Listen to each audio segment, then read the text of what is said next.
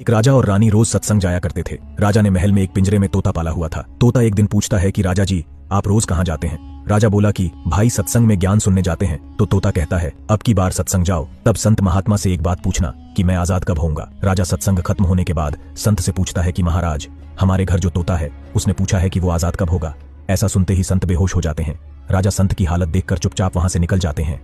घर आते ही तोता राजा से पूछता है कि राजा जी, संत ने क्या कहा? राजा कहते हैं कि तेरी किस्मत ही खराब है, तेरी आजादी की पूछते ही वो बेहोश हो गए। तोता कहता है, कोई बात नहीं राजा जी, मैं सब समझ गया।